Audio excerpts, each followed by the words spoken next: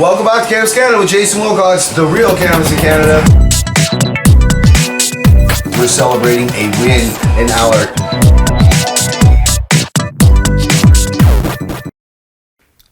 I'm Rohan, Gardner, Operations Manager for the Green Cross Society of British Columbia, ROHANGARDINER.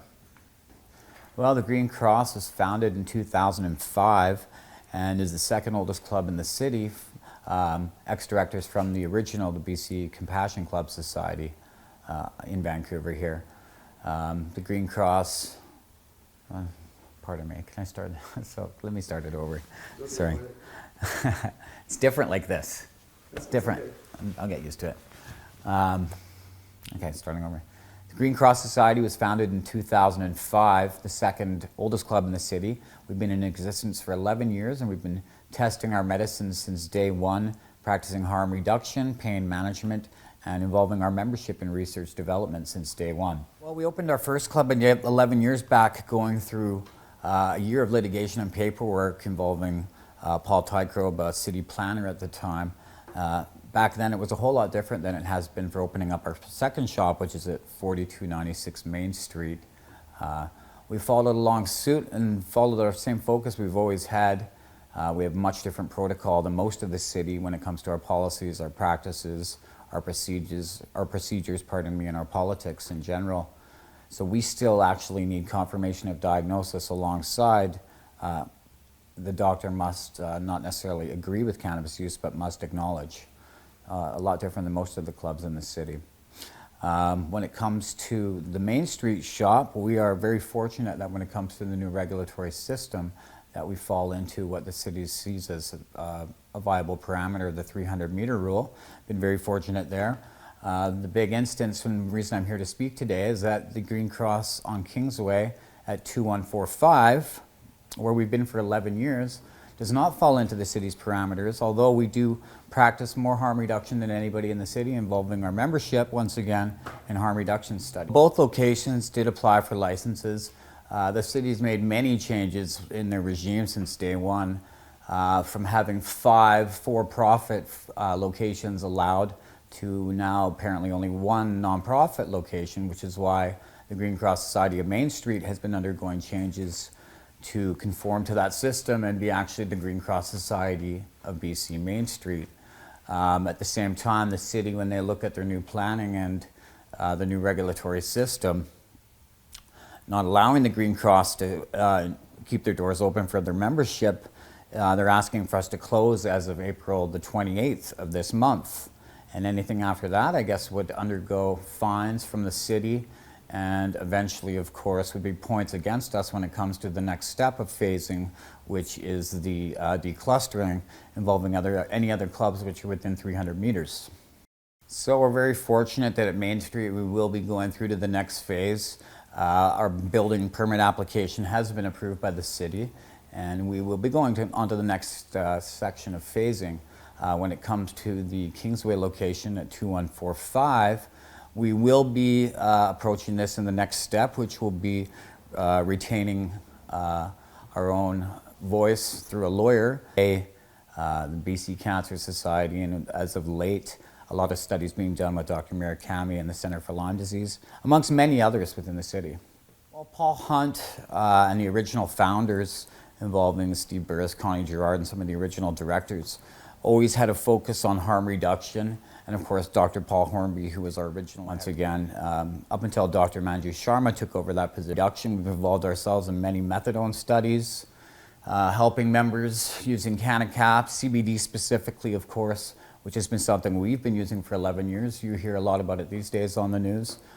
We were originally involving ourselves with not only Haley Rose, who was a big part of the Green Cross in the early years when she was 15 years old. If you're not aware who Haley is, she is a cannabis user who uses it daily to stop from having seizures. And when we first met her, she was having life-threatening grand mals every day. And Dr. Paul Hornby introduced her to CBD, of course, and she went 23 days without having a seizure. So that was pretty wonderful at the time. So we've been very involved, and there's been many case studies which have actually been published, I think 5 in total, but there's been thousands of studies involving membership, whether it's anxiety, depression, chronic pain, HIV. I mean, there's been so many breakthroughs and so many levels as an anti-inflammatory, antifungal, antidepressant, anti-anxiety once again.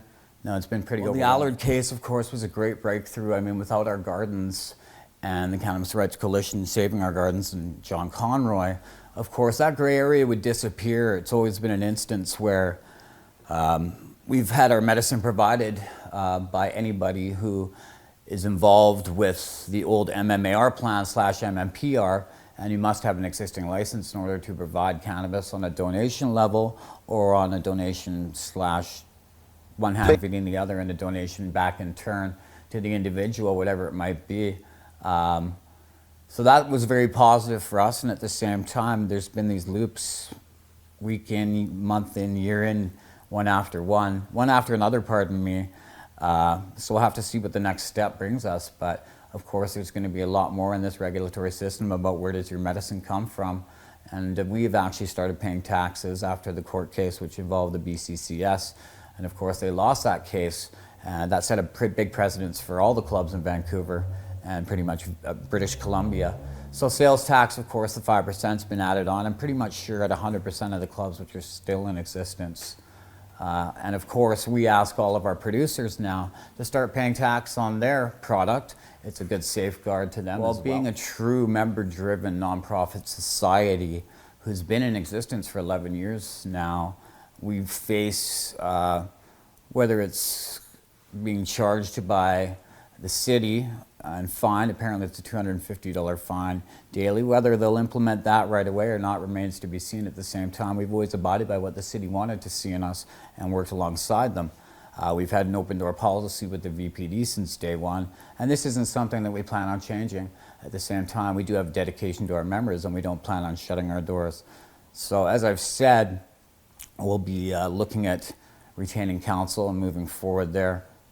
Well, we have a dedication to our members to stay open, and you know, things are a lot different now these days, as I've said, when it comes to opening a club, and we do involve our membership in a lot of case specific studies, harm reduction studies, strain specific needs being the biggest one, involving all of our products in testing, THC, CBN, CBD. We have an obligation to stay open, and we hope everybody in the industry is able to proceed the way it should be. But I mean, as I've said, there's a big instance. We've been there for 11 years.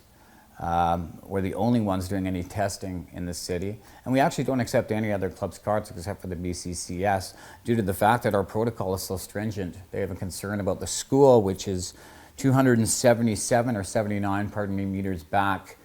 And there's never actually been an actual marker to where the property line is. Originally, they said 255, and this is back to it, the Board of Variance, as the crow flies, which is from their corner of their property to the corner of our property, which is a strata building, and we're the third building, or unit over to the east, which gives us a lot of room, and that's to our back door in the alley. So it's really not that fair the way things have gone, and I understand there's been some changes, and now as of yesterday, 2 groups have actually been passed through.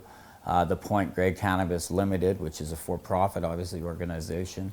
And I'm not sure about that, but Limited would tell me that. And then, of course, another individual, which used to be a Weeds, from what I understand. So our protocol and policies and practices have always been bar none the most stringent in the city. And it's a shame that the Board of Variance, unlike the city, which got to hear our plea, and which we actually had in tears, which they understood how much good we've done in that Kingsway location alone, what it was like actually 11 years ago when we opened, from the prostitution, the drugs, the needles all over the sidewalks. It was actually turning into what's more like a downtown East Vancouver, more like the Hastings and Main terminal area. So we've taken a lot of pride in what we've done, and we hope to continue, and we look forward to being able to move forward within the city, and hopefully they'll work alongside us because we have an obligation to our members.